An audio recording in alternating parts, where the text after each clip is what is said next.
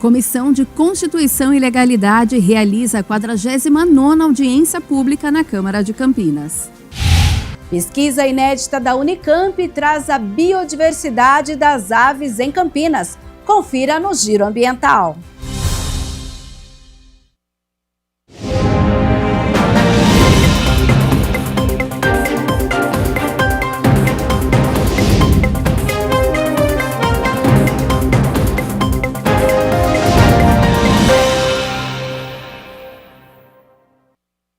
Olá, boa tarde. Chegamos ao meio da semana, quarta-feira, 8 de outubro de 2025. Começa agora o Jornal Câmara Notícia, ao vivo, meio-dia mais 2 minutos. Muito obrigado pela sua companhia, pela sua audiência e participe. Mande a sua mensagem pelo número do nosso WhatsApp. 19 é o nosso DDD. Para você que é de Campinas e região, pode ir direto no número que já aparece aqui embaixo da sua tela. É o 978293776. Ou você tem a opção de enviar o seu elogio, uma crítica construtiva, o que você quer assistir aqui no nosso telejornal, apontando a câmera do seu celular para o QR Code. Já aparece uma mensagem na sua tela, o WhatsApp da TV Câmara Campinas, você aperta e a gente conversa ao vivo. A gente abre a edição de hoje com as notícias da metrópole. Clientes da CPFL Energia terão conta de energia em novo modelo, com informações destacadas por cores, com o objetivo de facilitar a compreensão da fatura.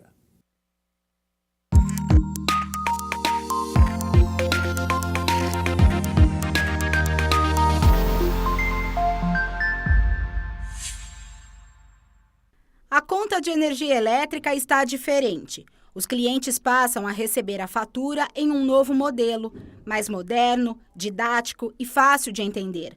O novo layout é resultado de uma série de interações com clientes da empresa. Nós temos 5 milhões de clientes na CPFL Paulista e começamos há muito tempo atrás um laboratório para escutar os nossos clientes, pesquisar. Nós temos um grupo de clientes formadores de opinião, de cada diferente classes, né? Tanto do residencial, do rural, do industrial, e ouvindo esses clientes, a gente foi colhendo as ideias e buscando o formato ideal da conta de energia. As informações importantes, as informações mais relevantes, os pontos exatos para essas informações estarem de maneiras claras e objetivas na conta de energia. Para cada tipo de campo foi utilizado um esquema de cores, com o objetivo de facilitar a leitura das informações. Nós temos lá o campo azul, por exemplo, você vai identificar o seu código da conta, a data da leitura atual, da última leitura, quantos dias foram faturados. Outra informação importante, lá no campo verde vai estar a data de vencimento, o mês de referência e o valor da sua conta de energia. Outra solicitação era que as informações importantes tivessem destaque, então a gente colocou num campo amarelo, num espaço maior na conta, onde vai ser destacada todas as informações relevantes para os nossos 5 milhões de clientes. A alteração é apenas visual, não afeta a tarifa, vencimento ou forma de entrega. Clientes que já recebem a conta digital terão também o acesso através do e-mail, aplicativo e também no site da CPFL. O novo visual também atende a uma determinação da Secretaria da Fazenda do Estado de São Paulo, que estabelece a emissão da nota fiscal eletrônica que garante mais segurança. Nós colocamos um QR Code que direciona a nota fiscal eletrônica. Então, lá ele tem o QR Code para o Pix, para o pagamento, que é facilitador e fundamental para hoje em dia. Eu acho que hoje ninguém mais pega uma fila em banco, casa lotérica, todo mundo prefere pagar por Pix ou Pix automático. Então, tem o Pix para cobrança, mas tem o Pix também, o QR Code, referente à nota fiscal eletrônica. Lá vai ser direcionado, fala sobre impostos, tarifas e todos os dados relevantes da fatura. É zero custo adicional, é apenas transparência e buscando atender às solicitações dos nossos clientes. Em caso de dúvidas, os clientes podem acessar os canais digitais de atendimento da CPFL Paulista, disponíveis 24 horas por dia.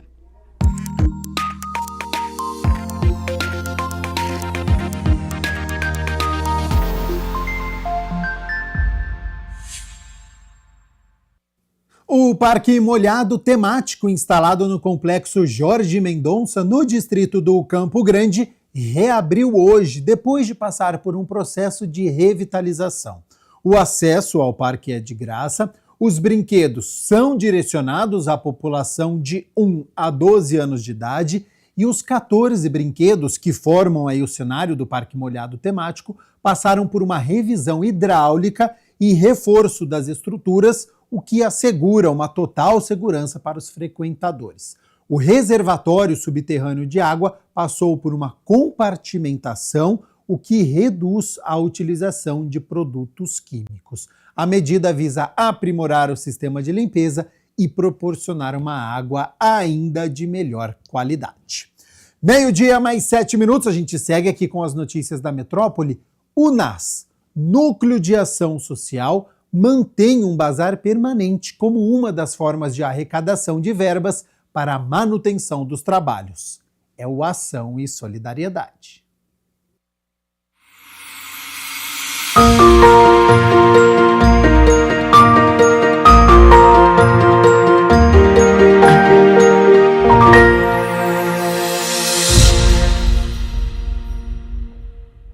O Bazar do NAS, o Núcleo de Ação Social, com sede no distrito de Barão Geraldo, em Campinas, tem como objetivo ser uma das fontes de renda da instituição. Nós buscamos várias formas de autossobrevivência, autoarrecadação. E o Bazar ele tem um papel muito importante nessa autoarrecadação. Aqui eles reúnem produtos novos e usados, como roupas masculinas, femininas, infantis, calçados, utensílios domésticos, acessórios e brinquedos. Com preços bem acessíveis, o local é setorizado para quem quiser garimpar, assim ter facilidade na escolha. Atendemos também a comunidade, né? E hoje tem uma nova especialidade, né? Eles falam as brechosistas, né? Que elas vêm e compram para revender. O bazar funciona às segundas e terças e, eventualmente, aos sábados. Existem algumas ações específicas de R$1, né? Mas as peças são em valores bem acessíveis. O nosso bazar ele está à disposição de segunda e terça-feira. Segunda a partir das 10 da manhã, terça-feira a partir das 13. Mas em situações especiais, datas importantes também, nós estamos de atividades abertas. Nossa mão de obra é reduzida, nosso espaço é muito grande, então toda mão de obra, mesmo que híbrida agora, né, ou presencial, é muito importante para sobrevivência, não só do bazar, mas das outras atividades também. E quem quiser doar para o bazar, como que pode ser feito isso? Pode vir pessoalmente até a nossa sede, né, ou nos acessar pelas redes sociais que nós fazemos a retirada também.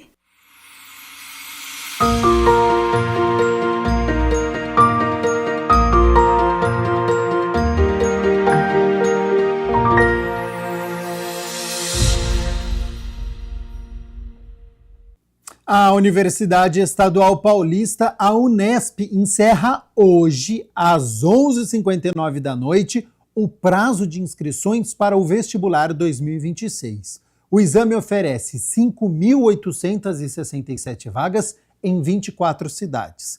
Estão disponíveis 136 cursos de graduação com 186 opções de ingresso. Os candidatos devem se cadastrar pelo site da Fundação VUNESP. É só digitar lá o www.vunesp.com.br.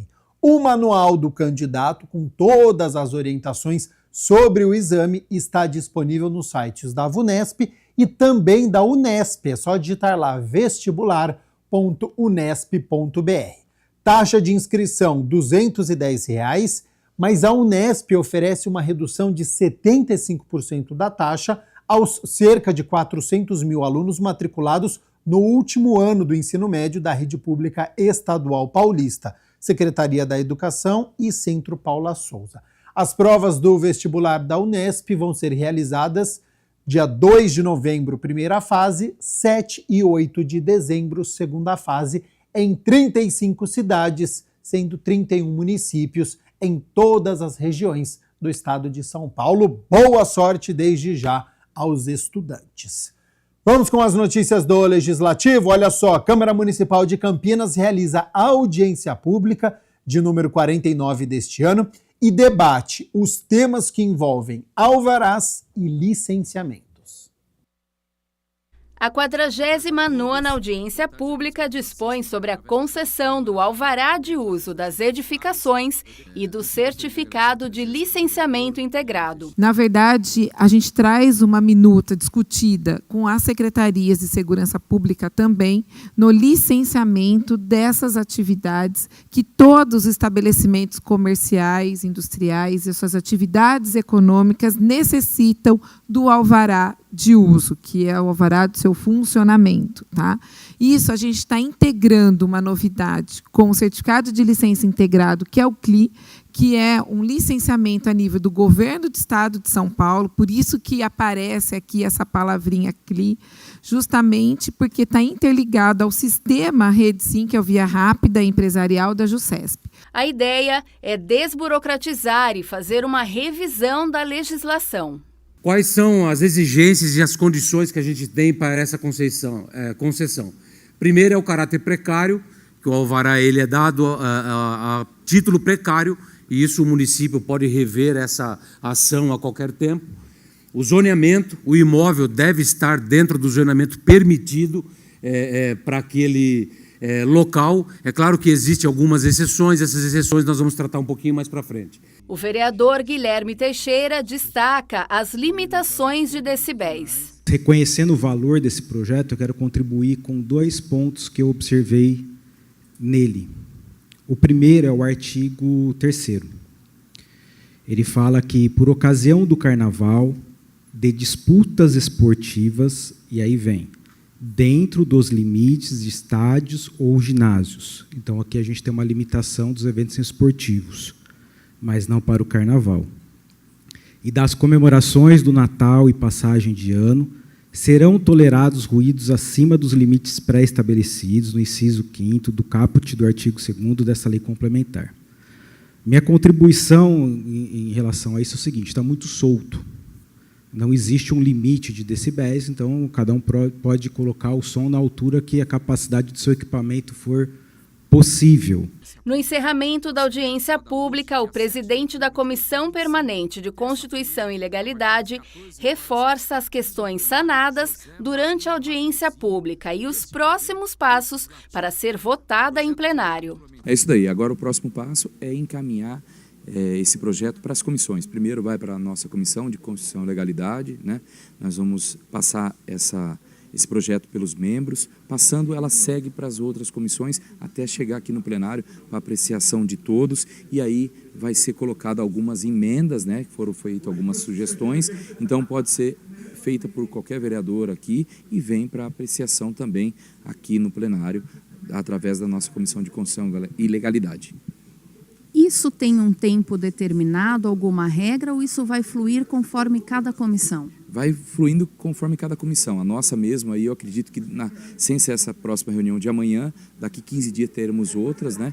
Então aí já, porque o relator tem que fazer o parecer, encaminhar para a comissão para poder ser feita a apreciação dos membros da comissão. Então eu acredito que daqui 15 dias já esteja na pauta da reunião de Comissão de Constituição e Legalidade.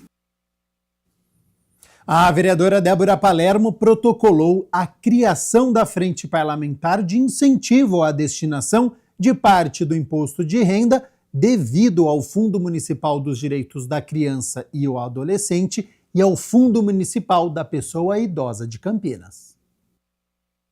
A vereadora Débora Palermo pede no requerimento a criação da Frente Parlamentar de Incentivo à Destinação de parte do imposto de renda devido ao Fundo Municipal dos Direitos da Criança e Adolescente e ao Fundo Municipal da Pessoa Idosa de Campinas. É de extrema importância porque com a reforma tributária, os municípios vão perder uma grande condição de captação de recursos. O ISS, o SQN, não vai ficar mais na cidade. Nós vamos ficar somente com o IPTU. Então, fortalecer o fundo da criança e o fundo do idoso, nesse momento, é mais do que importante. Então, nós vamos fazer o debate do impacto do que a reforma tributária trará ao município, né, para conscientizar as pessoas da importância de destinar 1% à pessoa física, jurídica, e até 6% da pessoa física para o fundo da criança ou do adolescente. A parlamentar lembra que, apesar desse mecanismo de financiamento ser previsto em lei e representar uma fonte fundamental para os projetos sociais de relevante impacto comunitário, ainda há baixa adesão da população e das empresas. Ainda segundo a autora do requerimento, quem fizer essa destinação não vai ter nenhum tipo de prejuízo financeiro. Quem tiver a restituir, vai restituir o mesmo valor, e quem tiver que pagar pode abater do imposto de renda. Então, as pessoas não sabem disso. A gente precisa fazer essa frente aí para divulgar e conseguir o máximo de captação de recursos para o Fundo da Criança e do Idoso. Em reunião solene, foi entregue o Diploma Diversidade e Inclusão Herbert de Souza Betinho ao Programa de Atenção Integral à Criança e ao Adolescente, o PAICA.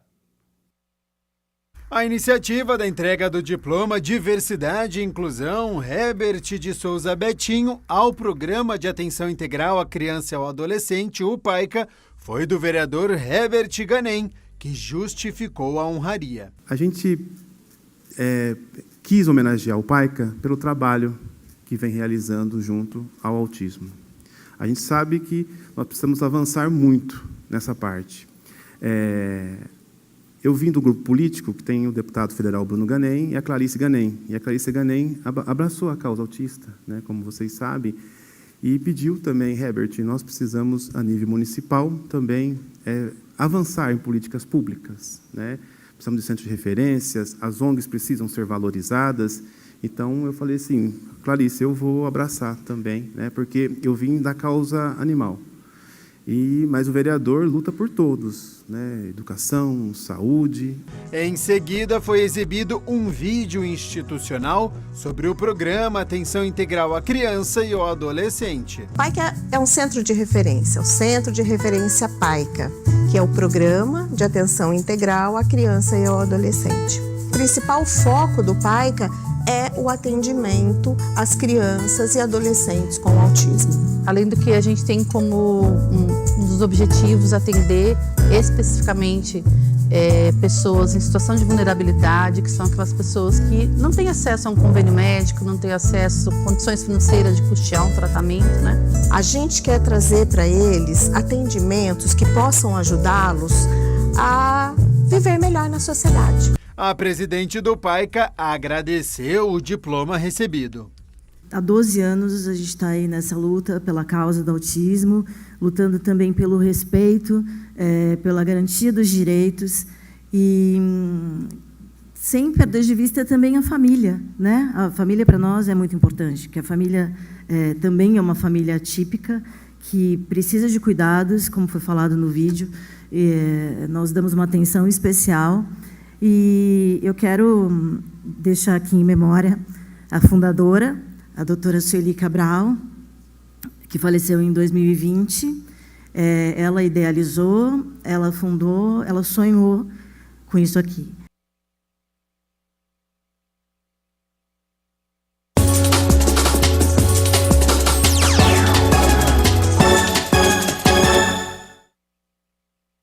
Foi no sufoco, talvez mais difícil do que o esperado, mas a equipe campineira saiu na frente no primeiro jogo da semifinal do Campeonato Paulista de Vôlei.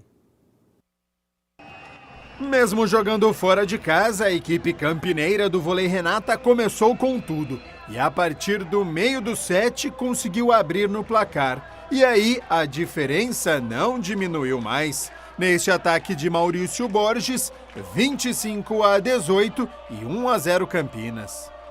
O segundo set já foi diferente, São José voltou melhor, o duelo ficou equilibrado. Ninguém conseguia abrir no placar, até que quando estava 19-18, os campineiros erraram no ataque. E aí São José conseguiu virar as bolas e fechou neste ponto de bloqueio, 25-22. No terceiro set, o equilíbrio permaneceu novamente, ninguém abriu no marcador. Só que no 24-23, a experiência, a precisão e força de Maurício Borges apareceu e neste saque sem recepção de São José, 25-23, e Campinas à frente, 2-1. Abalado pela derrota parcial, São José abaixou um pouquinho a guarda e o vôlei Renata começou muito bem. Só que a equipe mandante estava viva, não queria perder em casa e começou a reação. Virou o jogo no final e fechou o set em 25-19 neste bloqueio para cima de Adriano. Então, no quinto e último set, Campinas começou melhor. Olha só este rally que valeu o 5º ponto. A bola teimava em não cair, até que Adriano explorou muito bem o bloqueio e o Renata foi abrindo no placar.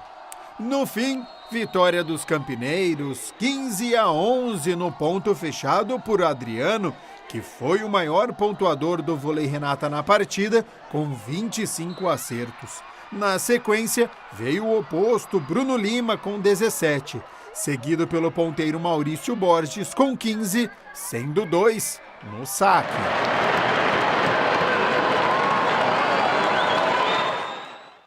Bela vitória da equipe campineira. Agora o jogo 2 acontece aqui em Campinas, no ginásio do Taquaral, na próxima sexta-feira, depois de amanhã, dia 10, às 9 horas da noite. Se o Renata vencer, já está na final do estadual. Se perder por qualquer placar, 3-0, 3-1, 3-2, nós teremos um set a mais na sexta-feira mesmo. E aí sim sai o finalista. Bom, meio-dia mais 23 minutos. Muito obrigado pela sua companhia, pela sua audiência. Nós estamos ao vivo aqui no Jornal Câmara Notícia nesta quarta-feira. E olha só, uma pesquisa realizada pelo Unicamp investiga a queda da diversidade de aves em várias regiões aqui de Campinas. Tema que você acompanha no nosso quadro, o Giro Ambiental.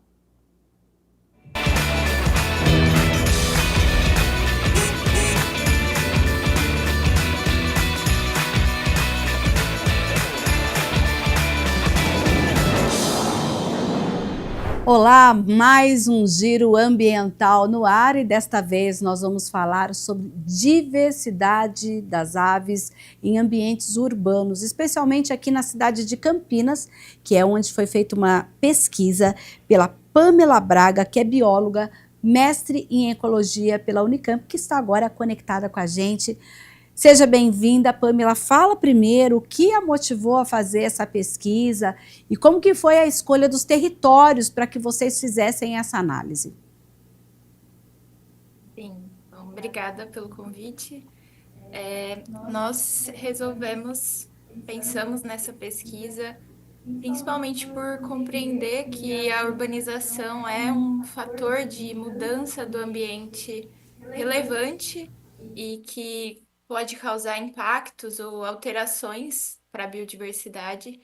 Então, nós queríamos entender como isso influencia a diversidade das aves, sendo as aves um grupo muito diverso e de relativa facilidade de observação, que estão nas cidades e podem nos informar sobre como esse processo de urbanização influencia a biodiversidade, e isso pode gerar aí algumas informações que podem ser úteis para o planejamento urbano.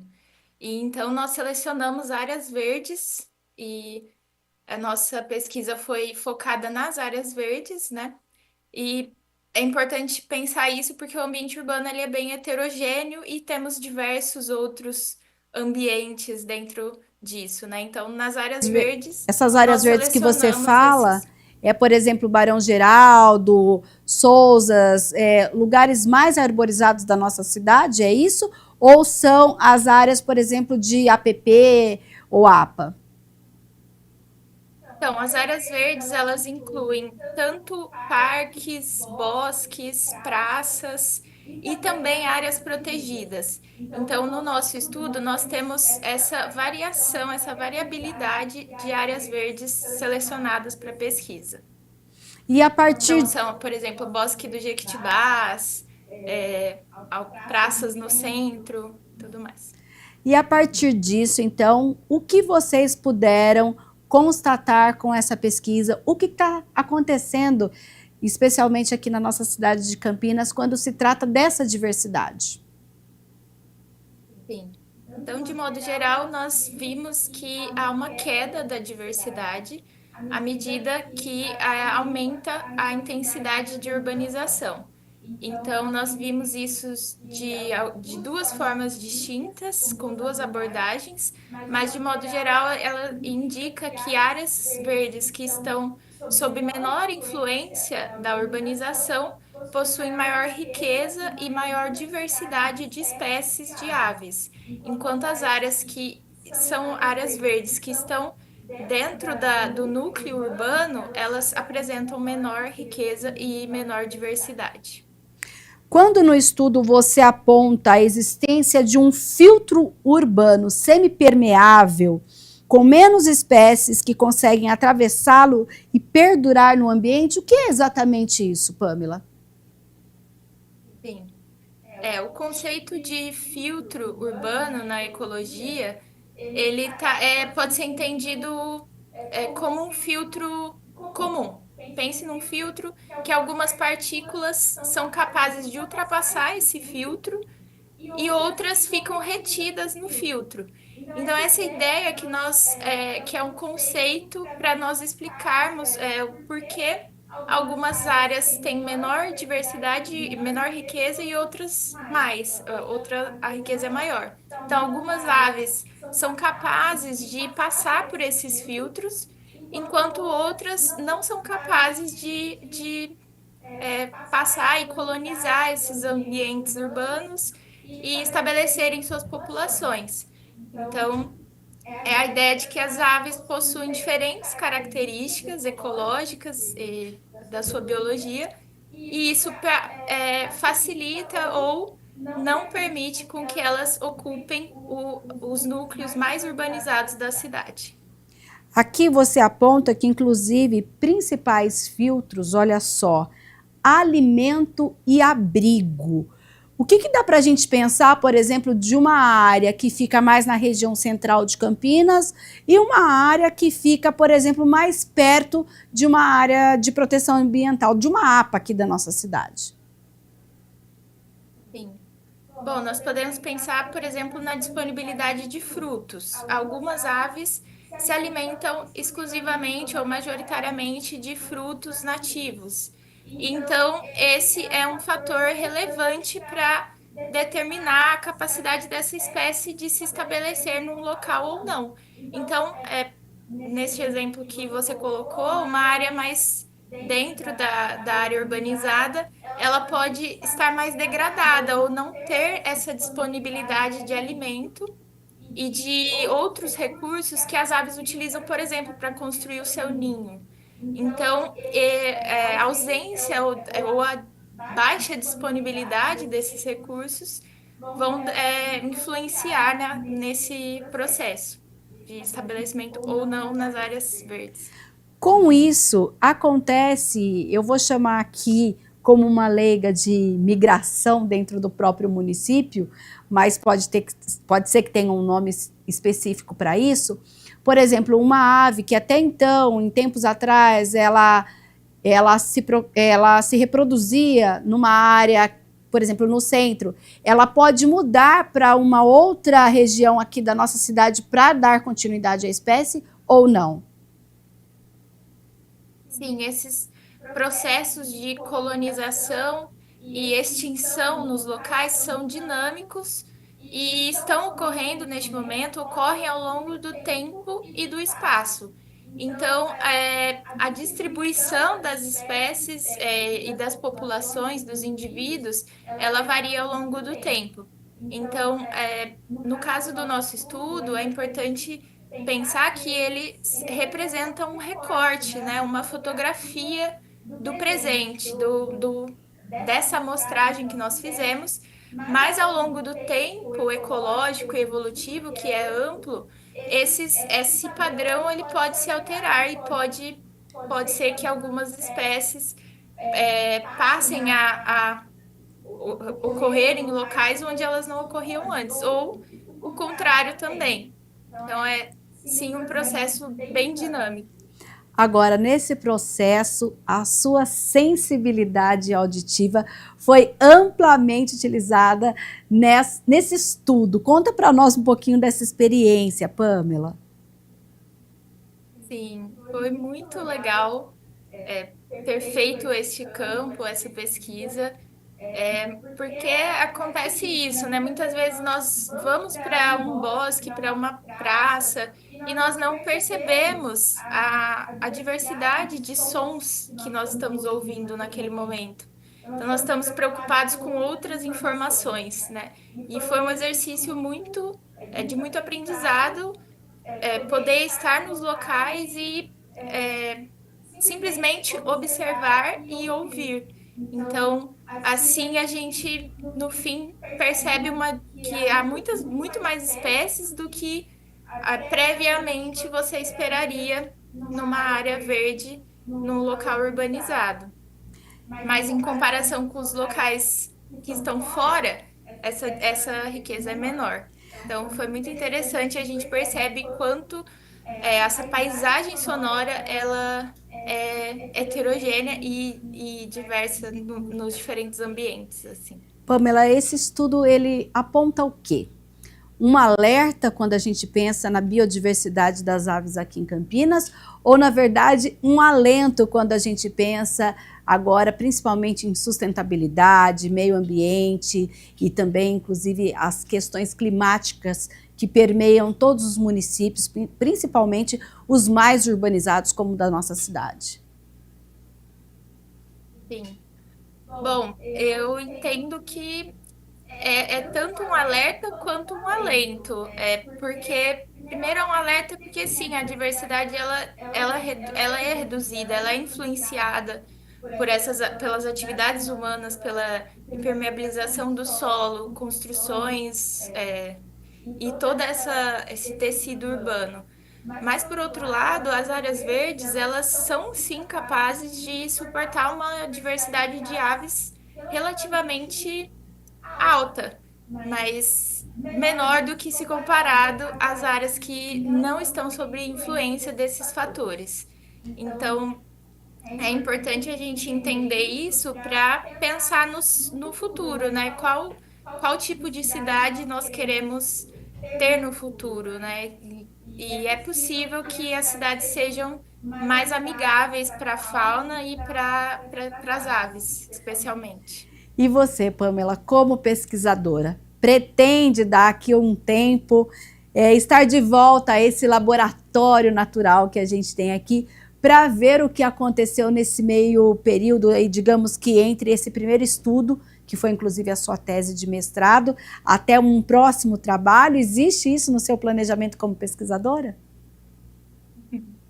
Com certeza, acho que o interesse pelas aves e pela cidade é algo que permanece, né, na minha carreira e ainda há muitas coisas para a gente compreender, sim, tanto relacionado às formas de manejo das áreas verdes, como também outros fatores que nós sabemos que podem influenciar a diversidade e que merecem ser investigados também. Então, há ainda muitas coisas para serem pesquisadas aqui em Campinas, que é uma cidade muito importante, né?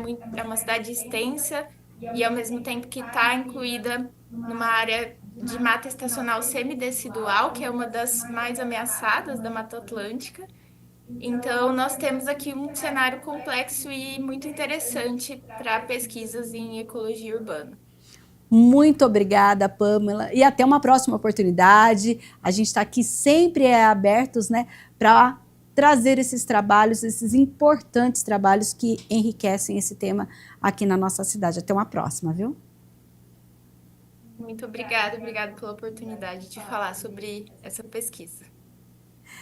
E olha só, o Giro Ambiental, ele não acabou não, porque a partir de agora nós vamos aí dar uma volta nas informações e curiosidades sobre meio ambiente e sustentabilidade.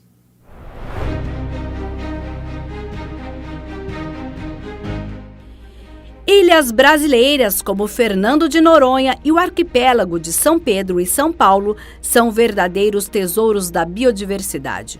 Um novo estudo as coloca entre os ecossistemas mais importantes do planeta por sua alta concentração de espécies únicas, um fenômeno conhecido como endemismo. A pesquisa, publicada em uma revista norte-americana, analisou mais de 7.000 espécies de peixes em 87 ilhas, introduzindo um novo conceito científico para entender a biodiversidade insular. O Brasil se destacou no estudo, com suas ilhas abrigando uma porcentagem significativa das espécies endêmicas globais.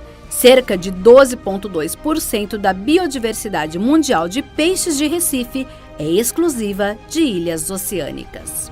O dado reforça a importância de ilhas brasileiras como Trindade na conservação marinha global, abrigando espécies que não são encontradas em nenhum outro lugar do mundo.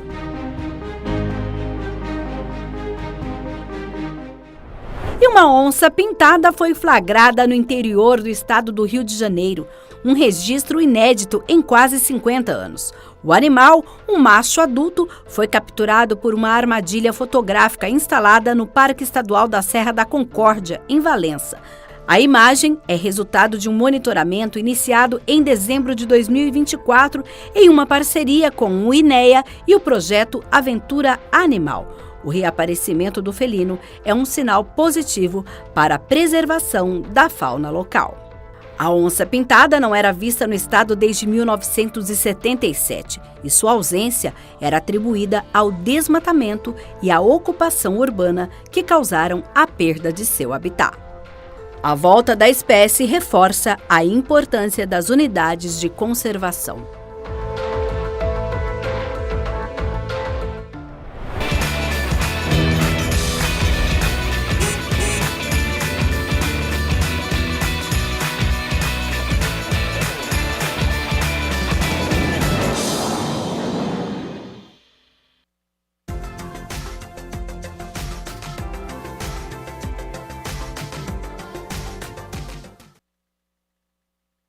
Hoje, tempo instável, com o sol tentando aparecer entre muitas nuvens. À tarde, tem possibilidade de chuva.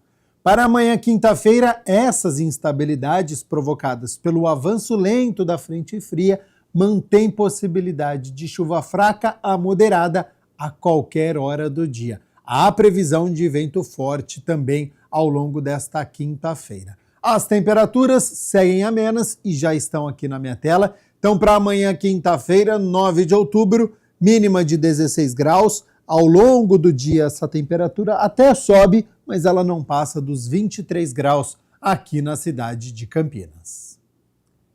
O Jornal Câmara Notícia fica por aqui. Muito obrigado pela sua companhia, pela sua audiência. Lembrando que hoje é quarta-feira, portanto é dia de reunião ordinária, a de número 61. A partir das 6 horas da tarde, os vereadores vão se reunir para discutir e votar 6 projetos. Você acompanha tudo a partir das 6 horas da tarde e amanhã a repercussão aqui no Jornal Câmara Notícia. Até lá. Tchau, tchau.